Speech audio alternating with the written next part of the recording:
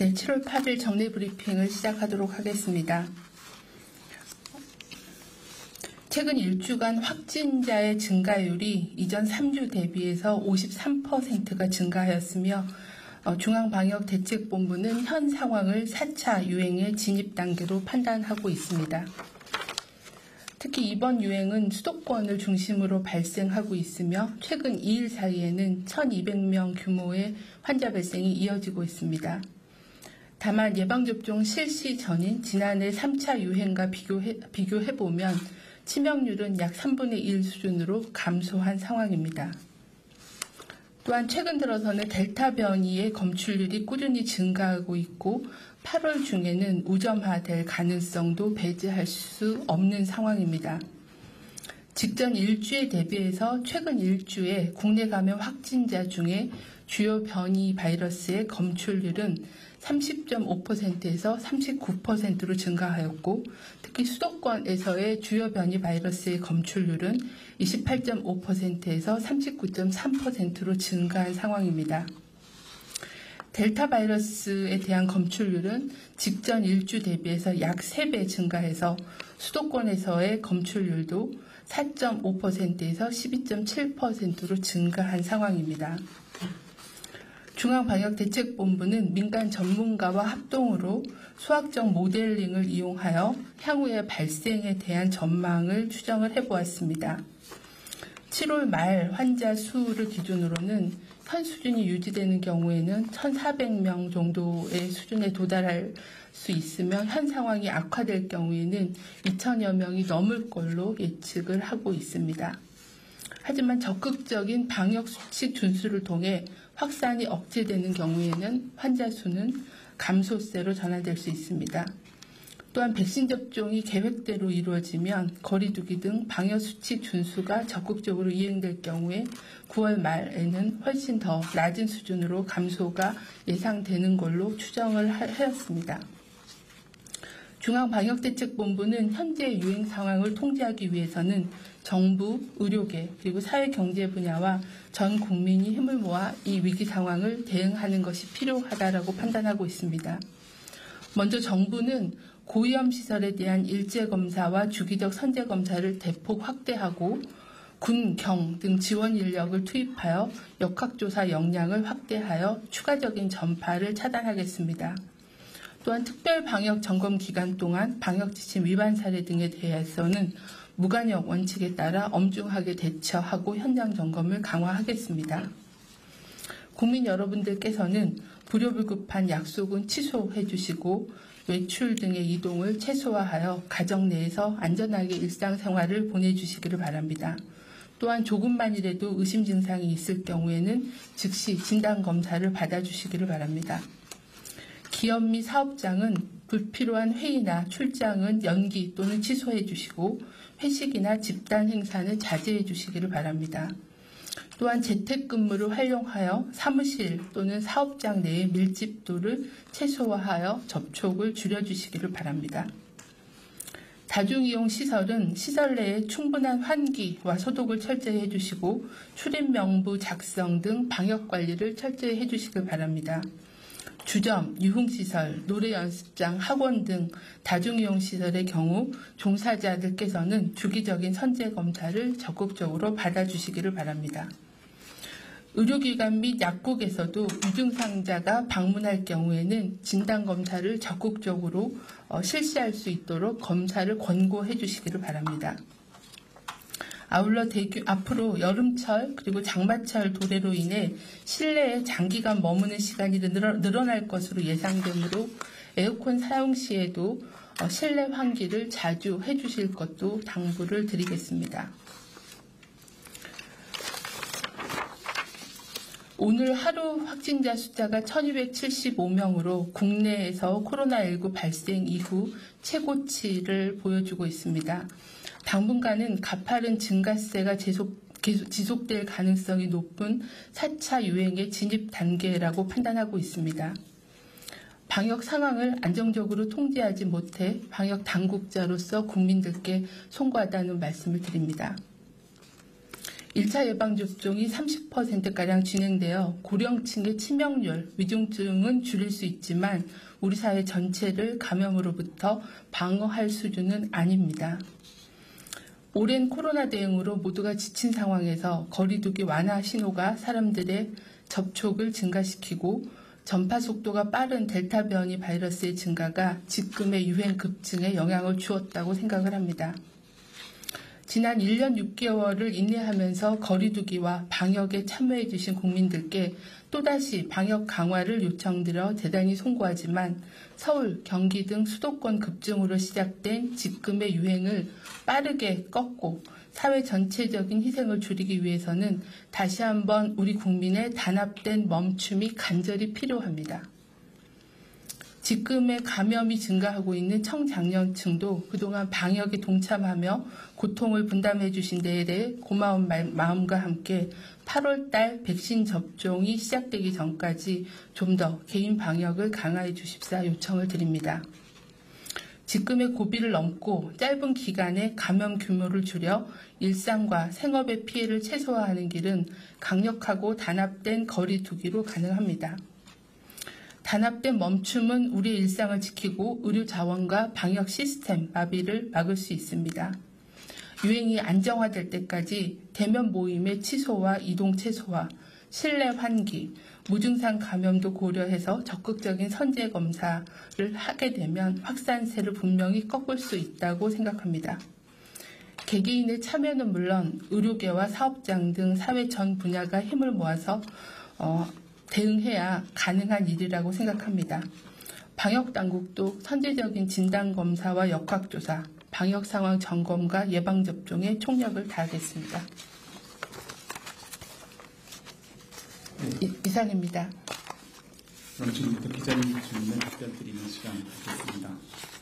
기자단에서 보내준 사전 질의 먼저 5가지 질문 드리겠습니다. 첫 번째 질문입니다.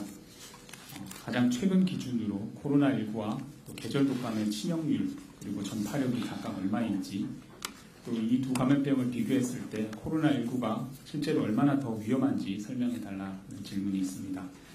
일각에서 경증과 또 무증상 환자가 많아졌으니 방역을 풀고 코로나19도 계절 독감처럼 관리해도 되는 것 아니냐라는 시각이 나오는 듯한데 이에 대한 방역 당국의 판단은 어떤지 궁금하다는 질문이 있습니다. 네, 계절 인플루엔자는 저희가 굉장히 수십 년 동안 겪어왔던 질병이고 많은 질병 감염 경험과 또 예방 접종을 통해서 면역을 어느 정도 유지를 해오고 있는 그런 감염병입니다. 인플루엔자의 치명률이 0.1% 전후라고 하면 아직은 코로나19의 치명률은 상당히 높은 수준이고 전체가 처음으로 겪는 신규 감염병이기 때문에 면역을 가지고 있는 인구수가 많지 않은 그런 상황이기 때문에 아직까지는 계절 독감처럼 그 코로나19를 관리하기에는 어려운 상황이라고 보고 있습니다. 여전히 코로나19에 대해서는 불확실성이 있습니다. 변이 바이러스가 계속 발생하면서 전염력이나 치명률이 어떻게 변동할지에 대한 불확실성도 있고요. 백신이 개발이 되었지만 접종의 면역이 어느 정도 지속되고 어느 정도 주기로 예방접종을 해야 유행을 통제할 수 있는지 하는 그런 불확실성이 있기 때문에 이런 부분들이 좀 더 정리가 되고 1, 2년 사이에 어느 정도 접종 인구들이 많아지고 정보가 쌓이게 되면은 이후에 코로나19를 어떤 전략으로 관리를 해야 될지에 대한 그런 전략들이 계속 수정 보완이 될 거라고 판단을 하고 있습니다. 우리나라에서도 하반기에 기본적인 접종이 완료가 되고 어느 정도 유행 상황이 통제가 되면 그 이후에 어떤 관리 전략에 대한 부분들, 예방접종 전략, 그리고 또 방역 조치의 수준, 또 사회적 거리두기의 수준을 어느 정도를 해서 유행을 통제할 수 있을지에 대한 그런 전략에 대한 수정은 지속적으로 유행 상황과 또 질병에 관한 정보들이 바뀌게 되면 계속 전략을 변경해 가면서 가장 효율을 극대화할 수 있는 그런 전략들을 마련해 나가는 것이 필요하고 국내 전문가들 또는 정부 내에서 또 지자체하고의 협의를 통해서 그런 전략들을 보완해 나가겠습니다. 네, 두 번째 질의입니다. 최근 델타 변이 바이러스 확산 속도가 빠른 만큼 델타 변이 감염 시의 증상에 대해서 설명을 해달라는 질문이 있습니다. 기존 코로나19 바이러스 증상과 비교해서 어떤 점이 다른지, 또 어떤 증상이 나타나면 검사를 받아야 하는지 등 국민에게 설명해달라 했습니다. 네, 현재 델타 바이러스가 우리나라뿐만이 아니라 전 세계적으로 우세종으로 확대되고 있는 그런 상황입니다. 우리나라에서는 아직 그 델타 변이에 대한 자료들이 많이 분석이 되어 있지는 않고요. 주로 유행이 많이 발생했던 다른 나라들의 사례들을 좀 살펴보면 영국에서 그 전염력에 대한 평가를 한 자료는 알파 변이보다는 전파력이 1.64배 높고 어느 정도 입원율이나 이런 위중증도 좀 높을 가능성을 제시를 하고 있습니다. 증상에 대해서는 주로 델타 변이가 처음으로 발생한 인도 등에서의 보고들이 있고요. 인도에서의 자료에 의하면 델타 변이의 증상들이 비변이주하고 유사하지만 두통이나 인후통, 콧물 등의 증상들이 좀 더 있었다라는 그런 보고들이 있습니다.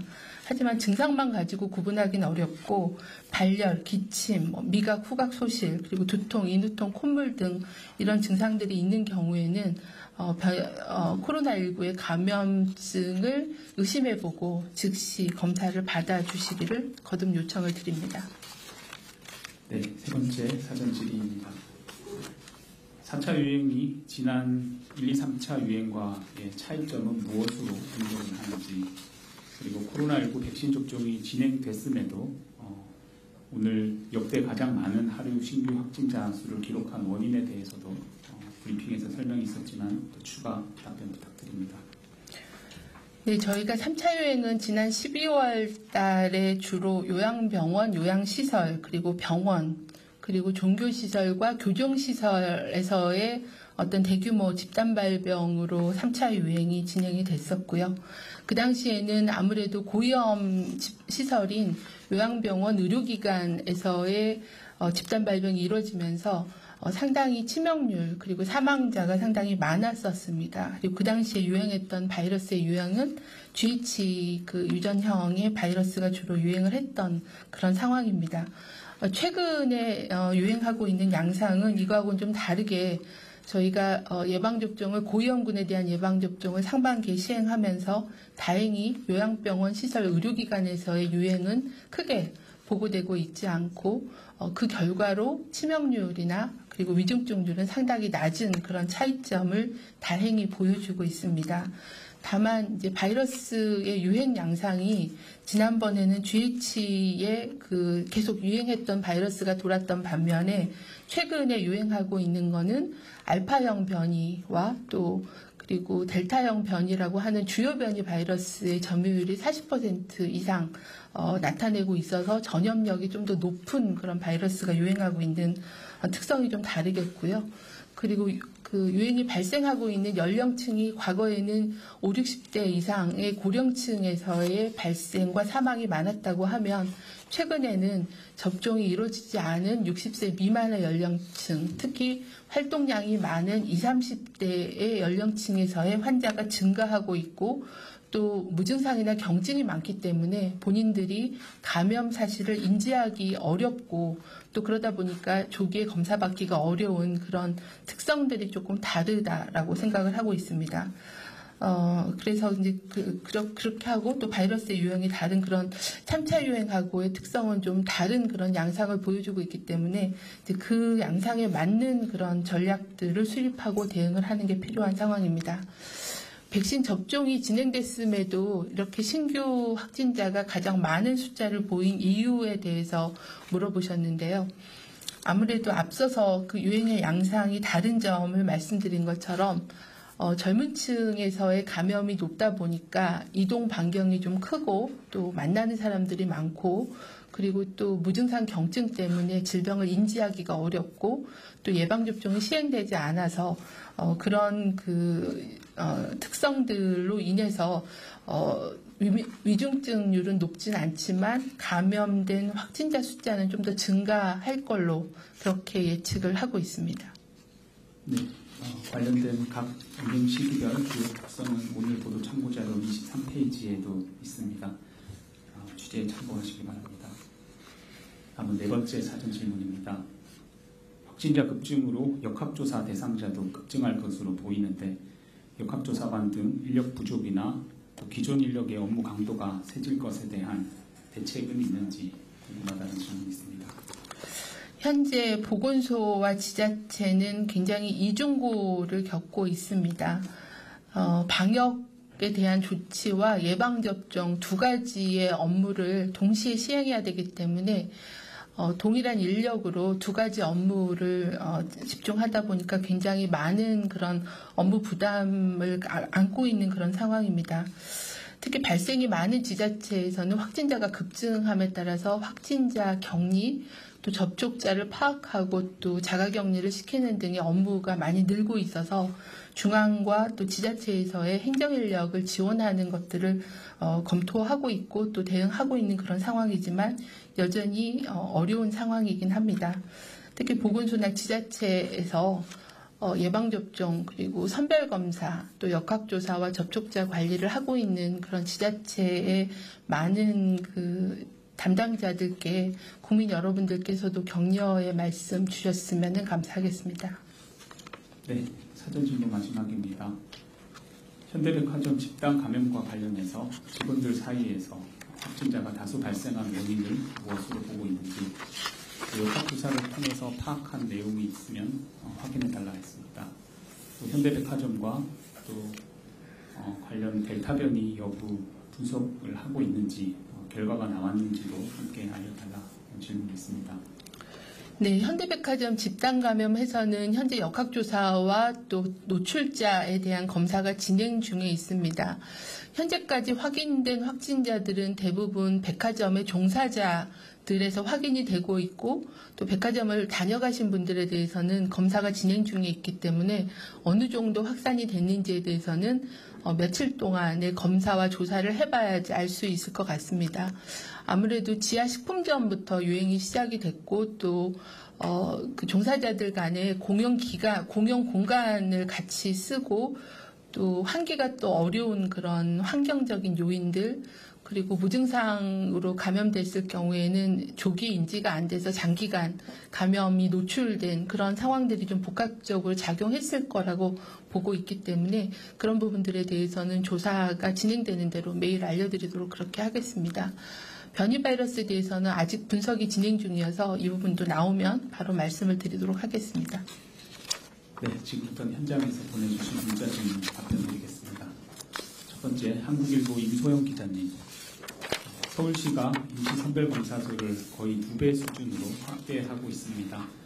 각 임시선별검사소마다 어떤 인력이 또 얼마나 필요한지 또 검사소 확대 속도만큼 인력 배치가 가능할지 설명해 달라 했습니다.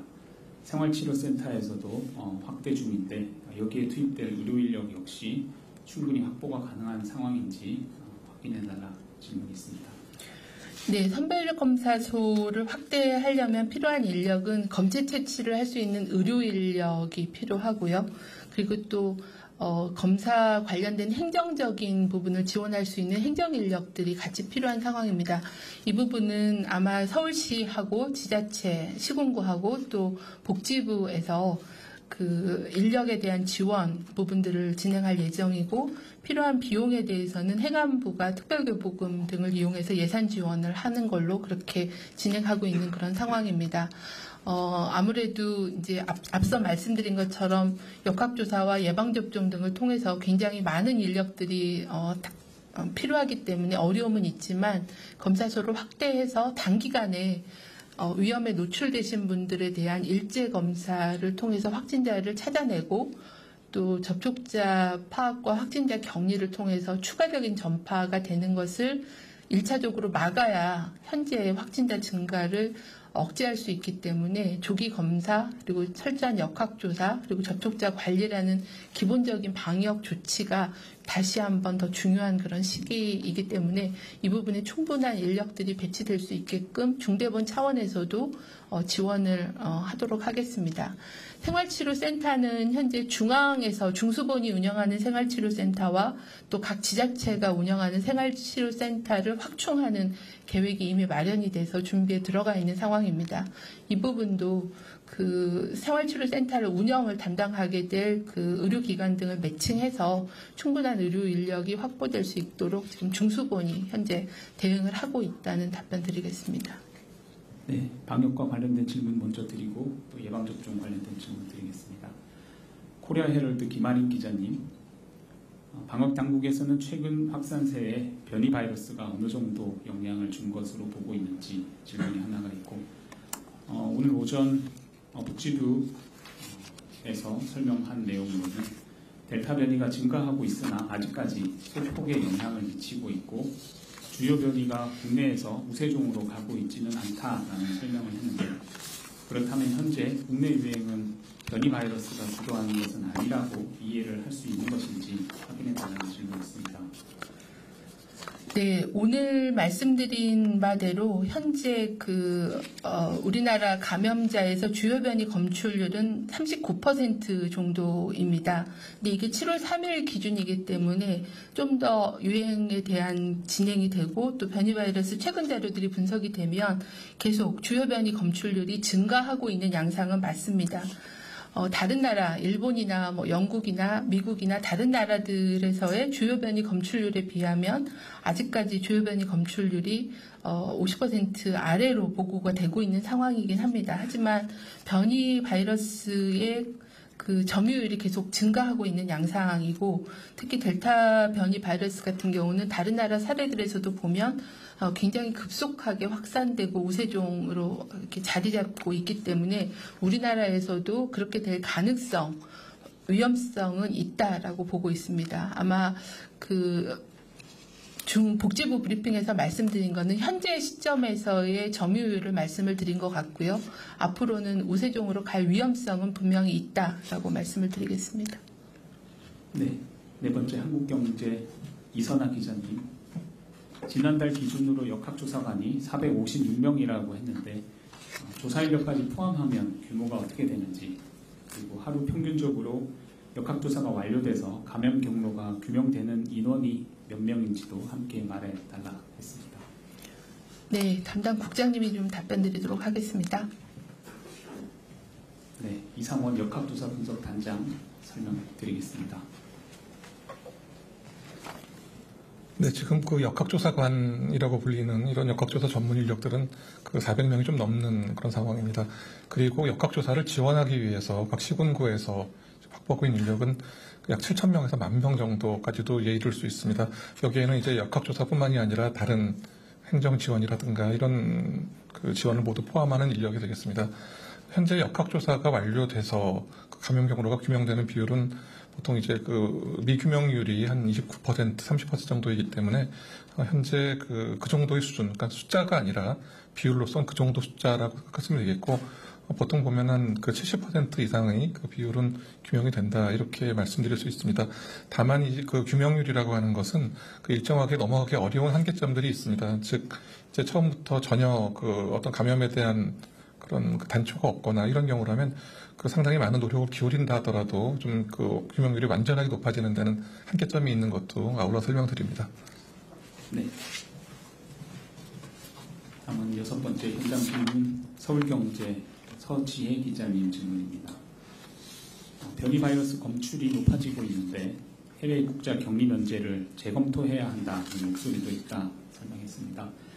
면제 제외 국가를 늘리거나 격리 면제를 보류하는 등의 계획을 검토하고 있는지, 또 검토하고 있지 않다면 그 이유에 대해서도 설명해 달라 했습니다. 네, 현재 해외 입국자는 대부분 입국 전 검사 그리고 14일간의 시설 또는 자가 격리를 원칙으로 계속 하고 있는 상황입니다. 다만 격리 면제자인 경우에는 중요한 사업적인 목적이나 장례식 등의 인도주의적인 목적인 경우에 예외적으로 격리 면제 제도라는 것을 운영하고 있고요. 그리고 이 부분에 대해서도 저희가 예방 접종을 완료하신 직계 가족에 대해서 일부 이제 좀 더 완화된 그런 조치를 예방 접종을 완료했다는 증명을 가지고 하되, 그 부분도 결국은 검사를 가지고 통제를 하고 있는 상황입니다. 계속해서 저희가 해외 입국자에 대한 그 확진율 또 변이율 이런 것들을 분석을 해서 문제가 발견이 되고 좀 더 그 강화를 해야 될 필요가 있는 그런 국가 또는 조치들에 대해서는 계속 그 상황을 모니터링하면서 강화, 보완해 나가도록 그렇게 하겠습니다. 네, 다음 거리두기 조치와 관련된 질문 3가지 있어서 연결해서 드리겠습니다. 현장에서 7번째 질문 주신 이코노믹 리뷰의 황진중 기자님, 서울은 내일부터 4단계 기준인 389명 이상을 나타내는 첫날이 될 것이다 라고 예측이 되고 있는데 내일 즉시 서울에만 4단계 거리두기 조치가 시행될 수 있는지 질문 주셨습니다. 네, 저희가 이제 사회적 거리두기를 개편안을 하면서 인구 10만 명당 주간 발생률이 4명 이상이 초과하는 게 3일 이상 될 경우에는 사회적 거리두기 단계를 올리는 것들을 하는 그런 최소의 기준으로 제시를 한 바가 있고, 오늘이 그 서울시 같은 경우는 그 인구 10만 명당 주간 발생률이 4명이 초과하는 게 2번째 날인 게 맞습니다. 내일 또 이후에 발생 양상을 보고요. 저희가 이 수치만이 아니라 다른 여러 가지 상황들을 종합적으로 판단한다고 말씀드렸기 때문에 종합적인 그 상황에 대한 분석을 하고 또 지자체하고의 협의, 또 중대본 내에서의 협의 등을 거쳐서 단계 조정에 대한 부분들은 계속 검토하고 있는 그런 상황입니다. 네, 9번째, 10번째 질문은 같이 드리겠습니다. 뉴스핀 신성용 기자님, 서울 내만 4단계 조치가 시행될 시에 다른 지역에 전파될 가능성에 대해서 이 경우에 전국 확산 방지 대책이 있는지 궁금하다고 질문 주셨고, 10번째 전북일보 엄승현 기자님도 현재 수도권을 중심으로 확진자가 증가하는데 전국이 1일 생활권인 것을 감안하면 수일 내에 지역에도 영향을 줄 수 있다라는 의견이 있는데 당국은 어떻게 예견하는지, 또 확산 방지 대책은 어떤지 설명해 달라 했습니다. 네, 그 지적하신 것처럼 수도권 유행이 비수도권으로 확산될 위험이 있습니다. 있는 상황이고, 또 그 수도권의 유행이 확산되는 경로는 대부분은 그 감염된지 모르시는 상황에서 비수도권을 방문해서 다중이용 시설을 방문하거나 아니면 가족 친지들 간의 지인 모임을 통해서 전파될 그런 가능성이 있습니다. 현재 유행이 굉장히 급증하고 있는 수도권에서는 가능하면 이런 이동, 그리고 또 가족 이외의 사람들을 만나는 그런 모임 등을 최소화해 주실 것을 계속 당부를 드리고 있는 그런 상황입니다. 그래서 그런 부분들을 다시 한번 요청을 드리고요. 그리고 비수도권의 경우에도 어느 정도 그 대량의 환자가 생길 수 있는 그런 유흥시설이나 아니면은 학원 등의 시설에 대해서는 좀 더 선제적인 그런 검사와 방역수칙 강화가 필요해서 비수도권에서도 수도권으로부터 유입되는 것을 차단하는 조치가 같이 강화되는 게 필요한 상황이어서 그 부분에 대해서도 중대본 차원에서 지자체와 협의해서 강화 조치 방안에 대해서는 논의하도록 그렇게 하겠습니다. 네. 8번째 질문입니다. 한국일보 임소영 기자님, 현재 하루 최대 검사 가능한 검사량이 몇 건인지, 그리고 3차 대유행 때보다 검사 역량이 늘었는지도 궁금하다 질문 주셨습니다. 서울에선 검사에 필요한 진단키트가 일시적으로 부족했다라고 하는데 현재 상황은 어떤지, 또 혹시 다른 수도권, 다른 지역에서도 진단키트 부족 현상이 일시적으로라도 나타나고 있지는 않은지 질문 주셨습니다. 현재 저희가 그 하루에 검사할 수 있는 물량은 한 40에서 50만 건 정도 검사를 할 수 있습니다. 물론 이 부분에는 그 5명씩 하고 있는 취약검사와 개별검사 건수를 같이 고려했을 때 약 50만 건 정도까지도 검사가 가능한 그런 상황이기 때문에 어느 정도 현재는 하루에 한 20만 건 전후의 검사가 진행되고 있습니다. 거기에는 의심 환자 검사도 있지만 선별 검사소의 검사도 있고 또 접촉자 또는 일제 검사 같은 그런 다양한 검사들이 20에서 25만 건 정도가 매일매일 검사가 진행되고 있어서 아직은 검사에 여유가 있는 그런 상황이긴 합니다. 그래서 최대한 그 일제 검사, 선제 검사를 강화해서 조기에 감염자를 찾고 또 치료와 격리를 하는 걸로 유행을 통제하는 게 중요한 상황이기 때문에 최대한 검사 역량을 더 강화하도록 그렇게 하겠습니다. 그 검사 키트 관련해서는 진단 키트가 아니라 검체를 채취하는 면봉을 이제 저희가 검체 채취를 선별검사소에서 검체 채취 도구를 가지고 검체 채취를 해서 검사 기관으로 검사를 보내면 검사 기관에서는 이제 진단 시약을 가지고 검사를 하는데 검체 채취용으로 확보해 놓은 검체 채취 도구가 일시적으로 부족했다라는 그런 보고를 받은 바가 있습니다. 그 부분은 현재 부족하지는 않고요. 그날 준비한 물량들이 좀 부족하다고 판단해서 그 부분에 대해서도 공급 차질이 없게끔 한 번 더 점검하도록 하겠습니다. 네, 11번째 현장 질문 경향신문 노도형 기자님.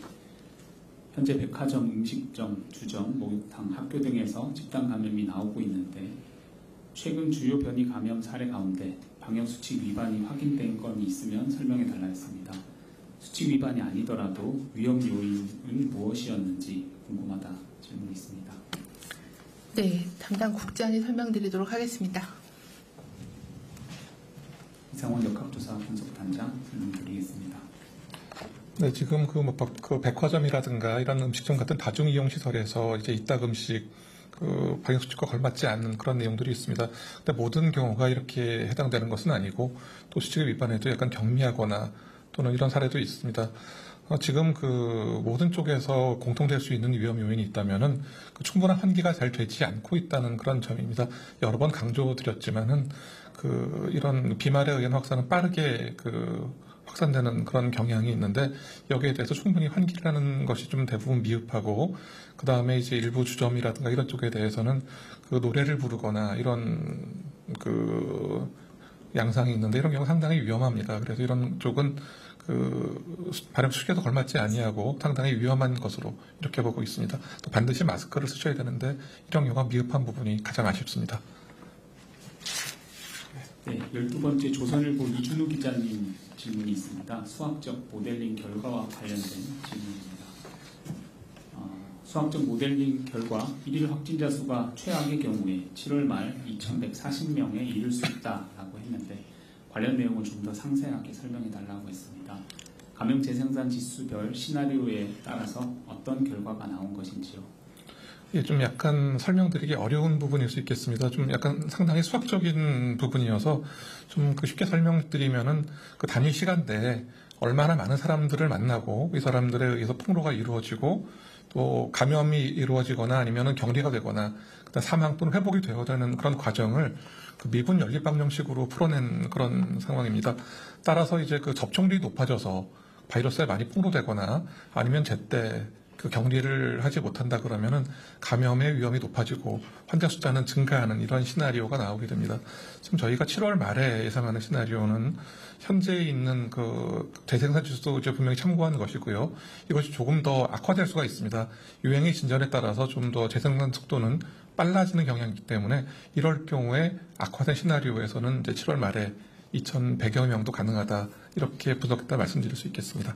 연결된 질문이 있는데 한번 단장 부탁드립니다. 연합뉴스 김혜나 기자님, 현 상황을 악화했을 때에는 R0 값을 1.71로 본 것 같은데 최근 이틀 상황이 급격히 증가하긴 했지만 가장 직전 또 실시간 감염 재생산 지수는 어느 정도까지 평가되는지 최근 수치, 수도권이나 전국 등도 확인 가능한지 질문 주셨습니다. 예, 지금 현재의 재생산 지수는 이제 1.2 정도에서 1.3 정도 예상하고 있습니다. 다만 이제 저희가 모형에서 참고했던 수리 모형은 1.7 정도까지 가능한데 이건 지난번 유행 때 있었던 속도라고 이렇게 말씀드릴 수 있습니다. 그렇기 때문에 지금 이제 이거는 지난번 유행에서 경험한 이런 시나리오대로 얘기를 한 것이고 이 상황은 언제든지 변화할 수 있습니다. 그렇기 때문에 2,100명이 꼭 된다는 것이 아니라 지난번에 같은 이런 상황에 직면하고 나쁜 쪽으로 시나리오가 된다면 이렇게 숫자가 계산될 수 있다. 이렇게 말씀드릴 수 있습니다. 네. 감염 재생산 지수와 관련된 통계 수치는 예. 지금 그 최근 수치는 그 1.21, 전국이 1.21에서 1.29 정도이고 수도권은 1.25에서 1.3 정도로 평가하고 있습니다. 네, 다음 질문 드리겠습니다. 현장에서 15번째 질문입니다. 조선일보 김성모 기자님, 현재 델타 변이 분석의 조사 시점부터 따져서 결과가 나올 때까지 기간이 얼마나 걸리는지 질문 주셨습니다. 영국에서는 델타 변이 여부만 확인하는 식으로 48시간 내에 확인이 가능하다는데 우리도 이 정도 가능한 수준인지, 그렇지 않다면 이를 더 단기간으로 당기기 위한 방법을 추진하고 있는지, 또 그렇게 된다면 얼마나 더 당길 수 있는지 질문이 있습니다. 네, 현재 저희가 변이 바이러스를 분석하는 게 일단 PCR 검사를 해서 확진이 되면 그 검체를 가지고 다시 변이에 대한 분석을 하게 되기 때문에 확진과 동시에 변이를 확인하지는 못하고 있습니다. 그래서 확진된 검체에서의 표본을 저희가 변이 분석을 하고 있는 그런 상황이고, 또 알파, 베타, 감마인 경우에는 상용화된 시약이 있어서 PCR 검사법으로 변이 여부를 보건환경연구원이나 여기서 바로 검사가 가능합니다.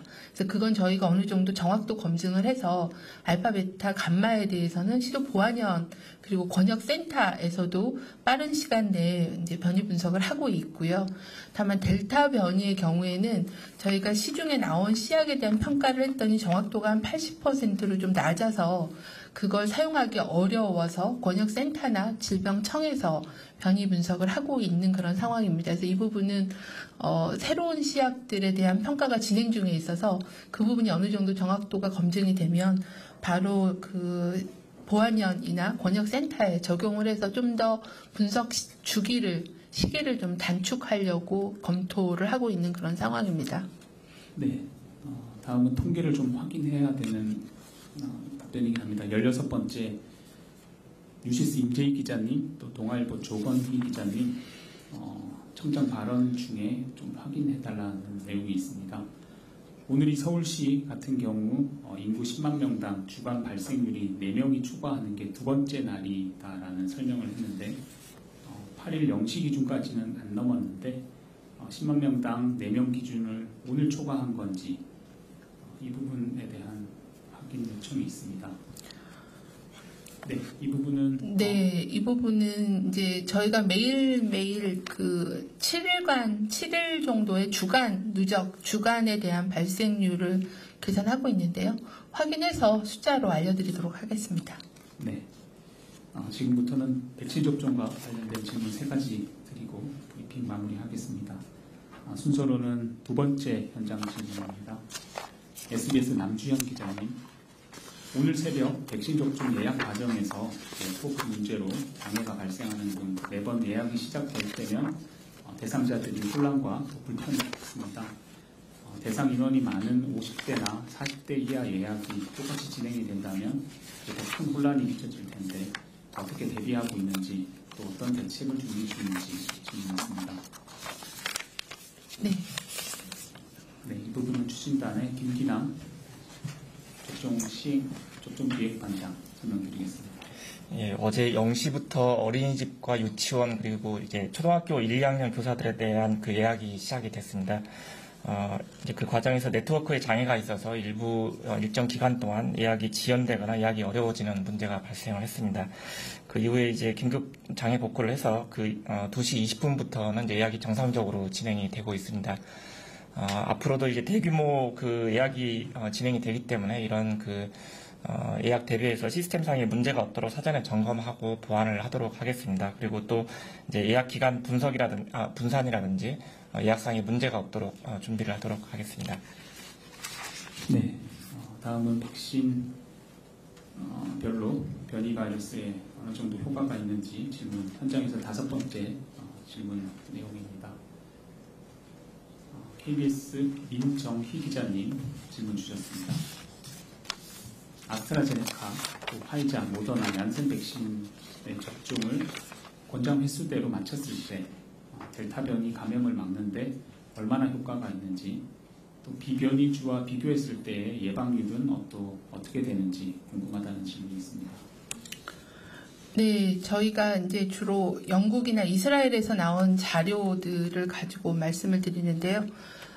영국에서 나온 자료에 의하면은 델타 변이 바이러스에 대한 백신의 예방 효과가 2번 접종했을 때 아스트라제네카 백신은 약 70%, 그리고 화이자 백신은 한 90%, 88% 정도 되는 걸로 보고를 하고 있고, 최근에 이스라엘에서 발표한 데이터에 의하면 델타 변이로 인한 그 화이자 백신의 예방 효과가 이거보다는 좀 더 낮은 걸로 그렇게 보고를 하고 있어서, 델타 변이로 인한 감염이 델타 변이 바이러스로 인한 감염을 예방하는데 백신이 조금 효과가 낮아지긴 하지만 여전히 효과적이다라는 점과, 또 위중증이나 사망을 예방하는데도 90% 가까이 효과가 있다라는 그런 보고들이 있기 때문에 여전히 예방접종이 상당히 중요하다라고 말씀드리고 싶습니다. 모더나나 얀센에 대해서는 아직까지는 변이 바이러스로 인한 실제 접종했을 때, 현장에서 접종했을 때의 예방 효과에 대해서는 아직 많이 발표된 바가 없어서 이 부분도 좀 더 확인하도록 그렇게 하겠습니다. 네, 오늘 마지막 질문 드리겠습니다. 카타르 알자지라 방송의 김무선 기자님 질문이 있습니다. 접종 간격과 관련돼서 지난주 아스트라제네카의 2차 접종 시기를 앞당기는 것과 관련해서 코로나19 유행 상황, 또 접종 간격 조정의 효과 등에 대한 자문을 거쳐서 검토할 것이다 라는 다소 유보적인 답변이 있었습니다. 정부에서는 현재 4차 유행 초입에 들어온 것으로 판단하고 있는 만큼 2차 접종 시기를 앞당길 필요성이 있다고 보는지 질문이 있습니다. 네, 현재 그 아스트라제네카 백신은 이제 허가 범위가 4에서 12주고, 또 저희가 현재 권장하고 있는 거는 8주에서 12주, 현재 예약을 잡고 있는 건 저희가 11주에서 12주로 2차 접종 예약을 잡고 있는 그런 상황입니다. 저희도 변이 바이러스 대응을 좀 더 강화하고 또 예방 접종의 효과를 높이기 위해서 접종 간격을 좀 그 허가 범위 내에서 조정하는 거에 대해서는 필요성은 어느 정도 있다라고 판단은 하고 있습니다. 다만 현재 그 백신의 수급 상황 등을 고려해야 되고, 또 2차 접종을 받아야 되는 위탁 의료기관에서의 접종 일정 등이 있기 때문에 그런 점들을 좀 고려해서 현실적인 그런 방안 등을 마련해서 추진할 계획입니다. 네, 질의 답변 이상 마무리하겠습니다. 청장 마무리 발언 듣겠습니다. 네, 오늘 확진자가 어제 오늘 굉장히 급증했고, 또 4차 유행이 진입한 단계라고 판단하고 있는 그런 상황입니다. 여전히 일상과 방역의 균형을 유지하는 것은 매우 어렵다라는 생각을 하게 됐습니다. 저희가 3분기에 전 국민의 70% 이상이 어느 정도 1차 예방접종까지를 완료하는 시기까지는 안전하게 방역 상황을 관리하는 게 무엇보다도 중요한 상황입니다. 안정적으로 코로나를 통제하기 위해서는 사회적 거리두기와 개인의 방역 수칙을 준수하는 게 가장 중요합니다. 오늘 말씀드린 대로 사회 각 분야, 또 의료계, 또 그리고 저희 방역당국, 지자체 포함해서 단합된 멈춤으로 일상을 지키는 것이 가장 중요한 시점입니다. 불필요한 모임이나 또 이동은 좀 자제해 주시고, 또 위험 증상이 있을 때, 의심 증상이 있을 때는 신속하게 검사를 받아주시기를 다시 한번 요청을 드리겠습니다. 저희 방역당국도 검사와 역학조사와 같은 기본적인 방역 대책과 또 예방접종을 신속하게 확대하고 안정적으로 추진할 수 있게끔 최선을 다하겠습니다. 네, 이상으로 정례 브리핑 마치겠습니다.